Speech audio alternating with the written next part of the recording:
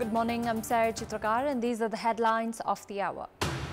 Prime Minister Pushpa Dahal scheduled to leave for New Delhi this afternoon to participate in the oath-taking ceremony of his Indian counterpart Narendra Modi.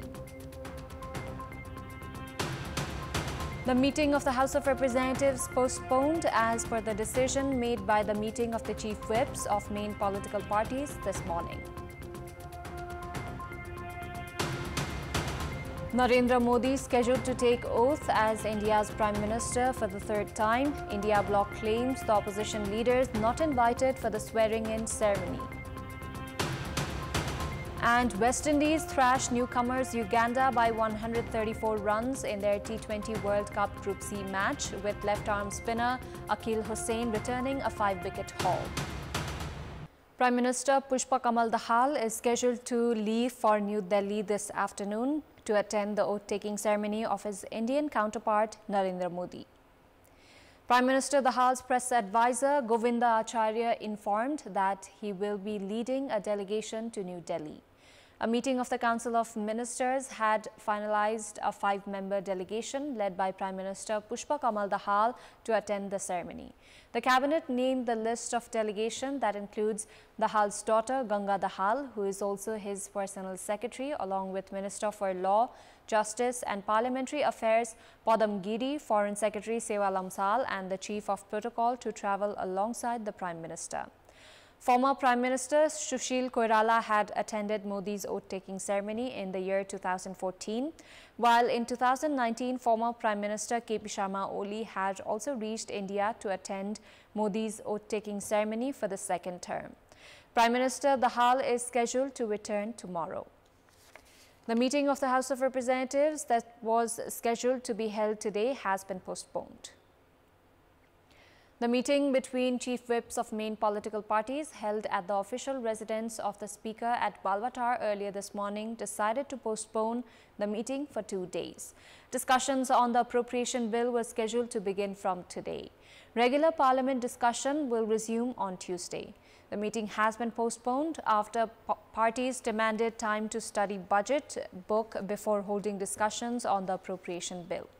Deputy Speaker Indira Rana, Nepali Congress Whip Sushil Thing, UML Chief Whip Mahesh Bartola, CPN Maoist Center Chief Whip Hitraj Pandey, Rashtriya Swatantra Party Chief Whip Santosh Pariyar and Rashtriya Prajatantra Party Chief Whip Gyanendra Bahadur Shahi had attended the meeting called by the Speaker this morning. Chief Secretary Dr. Baikuntha Aryal and General Secretary of the Federal Parliament Padam Prasad Pandey had also attended the meeting. Dairy farmers have continued to stage protest demanding for their payment. Prime Minister Pushpa Dahal had directed to immediately clear the dues of dairy farmers some 3 months ago. However, after they did not receive their payment, 9 farmer unions have submitted a memorandum to the Federal Minister for Agriculture in an effort to exert pressure on the authority. The state has yet to clear the arrears of more than 4 billion rupees of the dairy farmers. According to the Ministry of Agriculture and Livestock Development, dairy farmers have yet to receive 4 billion rupees through the government-owned Dairy Development Corporation (DDC) and private dairy companies. They have been directly affected as the payment has been halted for the past 7 months, while some have abandoned the occupation. Following nationwide protests by dairy farmers, an agreement was reached between the government and the representatives of various farmer unions on 2nd of February earlier this year, as per the directive of the Prime Minister to clear the outstanding amounts by 3rd of April. However, they have not received payment even after 3 months. DDC, that has been collecting milk from across 43 districts, claims that they have failed to make the payment due to the lack of demand of milk in the market. The entity has not made payments to dairy cooperatives since the past 5 months. DDC has milk powder and ghee worth 2 billion rupees in stock. The umbrella organization of private dairies, Nepal Dairy Association, has also attributed the failure in making payments to lack of demand in the market. 9 farmer unions have submitted a joint memorandum to Minister for Agriculture, Jwala Kumari Shah, demanding for their payments. Minister Shah has assured that the issue will be addressed following discussions with the Prime Minister. The ministry has geared up to decrease the price of dairy products as goods worth around 2 billion rupees are still in store. The ministry says that payment can be made by selling the dairy products in store, as dues could not be cleared even after issuing 300 million rupees in loan.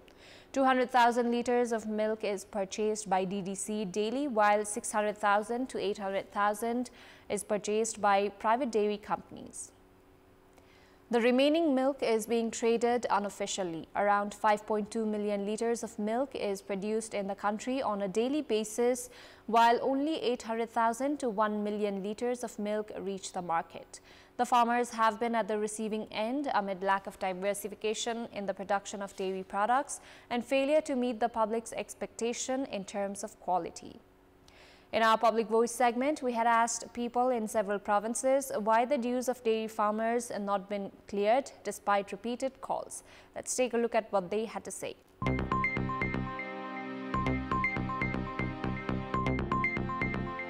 डीडीसीले भुक्तानी गरेको छैन कति भनिरहेछ यो सरकारले पनि हाम्रो यो किसानलाई हेरेन खेतीपाती गरेर दुःख गरेर बसेका किसानले भुक्तानी जसरी पनि सरकार राज्य जसरी भए पनि गाउँमा नगरपालिकाले पनि जसरी उपलब्ध गराइदिनु पर्यो नि नुन तेल खान पर्ने त्यही गाई बस्तु पालेर हो के कारणले दिदैनन् किसानलाई त मुख्य स्रोत भनेकै त्यही दुध हो त्यसबाट हरेक व्यवहार चल्नु पर्ने हुन्छ सबैतिर अब त्यही खर्च गर्नुपर्ने हुन्छ त्यो नहुँदा ठुलो मारमा परिरहेछ दलालहरुले बिचौलियाहरुले पैसा खाएर व्यवसायलाई पैसा नदिएर यस्तो हाकार भएको पैसा उठाउने पैसाको सदुपयोग नभएर दुरुपयोग नै भएको भन्नु पर्यो हामीबाट किनेको दुध हो उनीहरुले पनि बजारमा अब अनेक किसिम प्रकारका मिठाईहरु बन्ने भयो अब बेचिएन होला नबेचेपछि अब पैसा भएन त्यही भएर दिनु भएन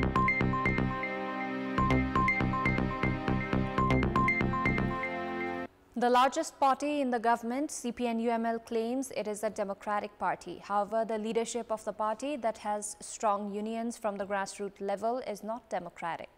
Chairperson KP Sharma Oli's remarks are considered the party's policy. None of the party members can gather courage to raise questions on Oli's remarks. CPN-UML Chair Oli has been criticized for various remarks he had made publicly. The derogative gender-specific remarks made by Oli on Rashtriya Swatantra Party lawmaker and Minister for Education Sumana Shrestha cannot be accepted by the society. However, the party members are not able to oppose Oli's such remarks. They rather support his ill remarks towards various leaders.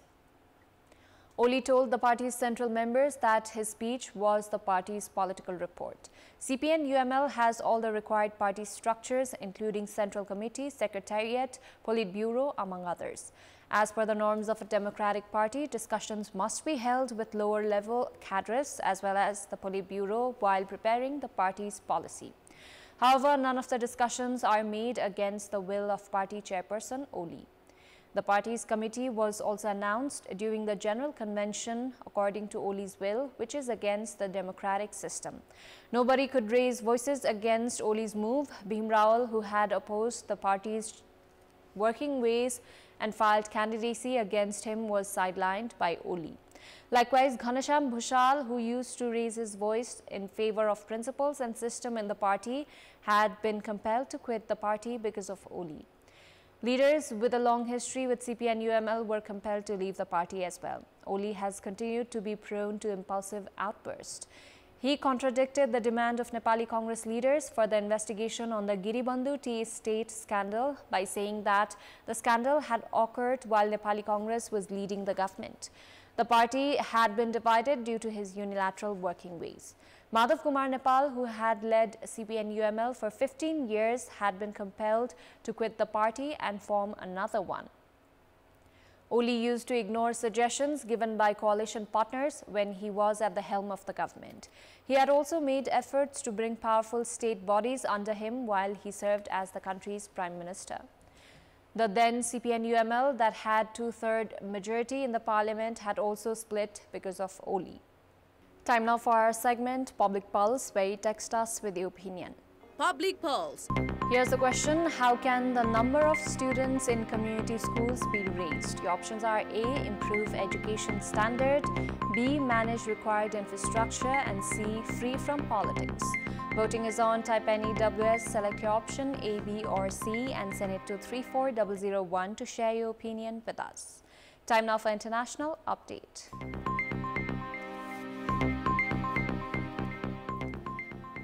Narendra Modi is scheduled to take oath as India's Prime Minister today for the third time at the Presidential Palace in India's capital, New Delhi. The oath-taking ceremony of Modi and his cabinet will be held in the presence of a large gathering of national and international dignitaries. India's president appointed Modi as the Prime Minister designate on Friday after the BJP chief JP Nadda presented her with a letter regarding Modi's election as the leader of the BJP parliamentary party. NDA leaders also submitted their letters of support.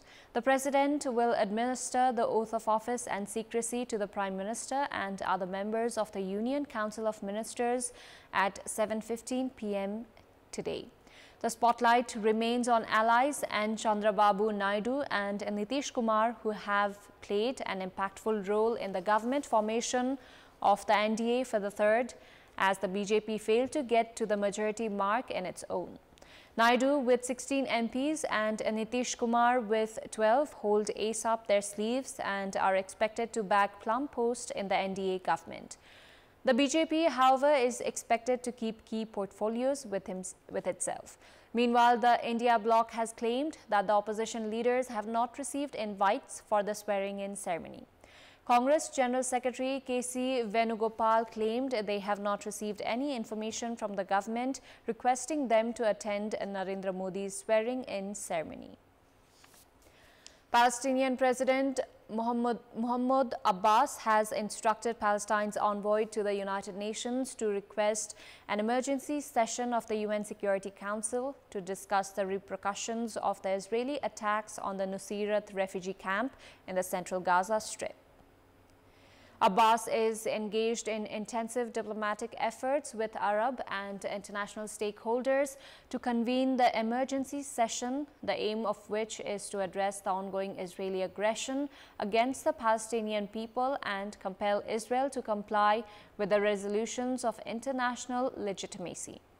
Abbas emphasized the urgent need for international intervention to halt the humanitarian catastrophe unfolding in Gaza and the West Bank, adding that Israel continues to exploit international silence and U.S. support to perpetrate crimes.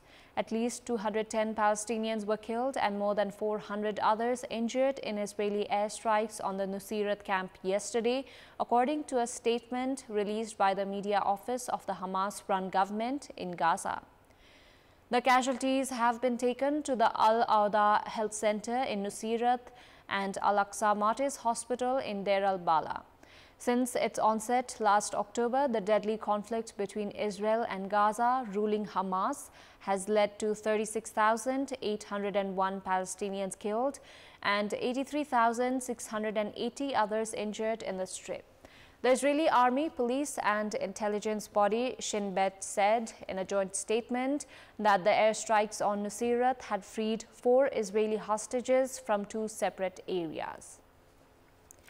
Following the rescue of the 4, 120 Israeli hostages remain in the Gaza Strip, with 43 of them considered by Israel as dead. The Israeli army is said to have killed several other hostages held there during its operation to release the 4 hostages. Haiti's interim Prime Minister Gary Conille was hospitalized but appeared to be in stable condition. Local outlet Radio Metronome that had reported the incident through social media did not detail the cause of the hospitalization. Conille was named to the position in late May by a transitional council. Conille was chosen as Prime Minister on May 28 after a convoluted selection process. He arrived in Haiti on 1st of June, having worked outside the country until recently as UNICEF's Regional Director for Latin America and the Caribbean, a post he assumed in January 2023. That's all for the moment. Thank you for watching. Good day.